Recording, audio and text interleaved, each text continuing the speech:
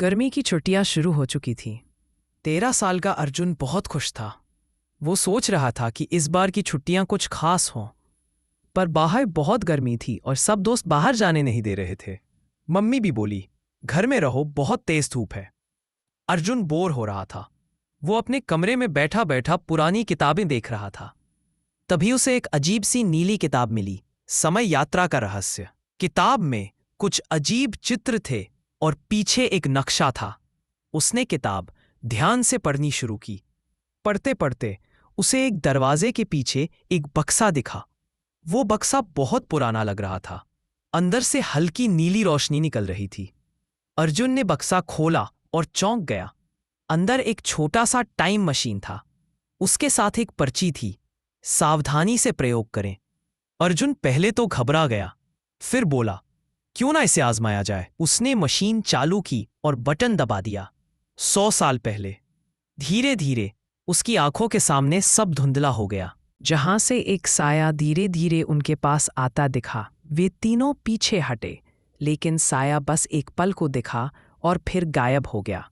रात धीरे धीरे और गहरी होती जा रही थी और उनके डर भी। अब खिड़कियां अपने आप खुलती बंद होती थीं और फर्श पर किसी के चलने की हल्की आवाज़ें आती थीं। उन्होंने तय किया कि एक साथ ही रहना है और हिम्मत नहीं हारनी।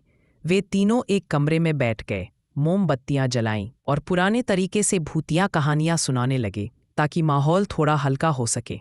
और तभी कमरे में एक ठंडी हवा आई और एक बूढ़ी औरत की आवाज़ गूंजी, तुम लौट आए, पर अब जा नहीं पाओगे। रवि डर के मारे चिल्लाया, हु आर यू? लेकिन जवाब सिर्फ एक ठंडी सांस और फर्श पर गिरता एक गुलाब था। तब सचिन को याद आया, उनकी कॉलोनी में एक बूढ़ी औरत रहती थी जो बच्चों को कहानी सुनाती थी और उन्होंने सुना था कि उसी घर में वो आखिरी बार देखी गई थी, फिर गायब हो गई।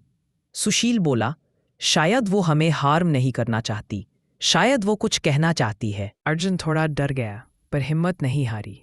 अंदर जाते जाते एक कमरा मिला जिसमें पुराने समय की चीज़ें थीं। वहाँ एक छोटी सी गोल वस्तु थी, समय का रत्न। जैसे ही उसने उसे उठाया, एक दरवाज़ा खुल गया। पीछे से आवाज़ आई, कौन हो तुम? वो गांव का पुजारी था। अर्जुन ने सब सच बता दिया, टाइम मशीन, यात्रा और रत्न। पुजारी मुस्कुराया, तुम सच्चे दिल से आए हो, इसीलिए तुम इसे ले जा सकते हो। अर्जुन ने धन्यवाद कहा और लौटने का फैसला किया। उसने टाइम मशीन का बटन दबाया। घर वापसी। फिर से आंखों के सामने धुंध छा गई। अब अर्जुन अपने कमरे में था। सब कुछ वैसा ही था, गर्मी, घर, पंखा। लेकिन अब उसे गर्मी की शिकायत नहीं थी। उसने वो नीली किताब फिर खोली। अब उसमें कुछ नया लिखा था, तुमने पहली यात्रा पूरी की, अगली यात्रा के लिए तैयार रहो। अर्जुन मुस्कुराया, ये तो असली गर्मी की छुट्टी बन गई। वो भागा मम्मी के पास, मम्मी मैं बाहर खेलने जा रहा हूँ। मम्मी चौंकी, गर्मी में? अर्जुन बोला, अब मैं सब झेल सकता हूँ। उसने अपने दोस्तों को बुलाया और उन्हें सब कुछ बताया। दोस्त पहले तो हंसे, तू बहुत फिल्में देखता है। लेकिन जब अर्जुन ने समय का रत्न दिखाया, सब दंग रह गए। उन्होंने भी उस किताब को पढ़ा और टाइम मशीन देखा। तीनों ने सोचा, अगली बार कहाँ जाना है? भविष्य, चांद, डायनासोर वाला युग? तीनों ने मिलकर फैसला किया, चलो भविष्य देखते हैं। अर्जुन ने टाइम मशीन सेट की। साल 1021 बची। फिर से नीली रोशनी फैली और तीनों गायब हो गए।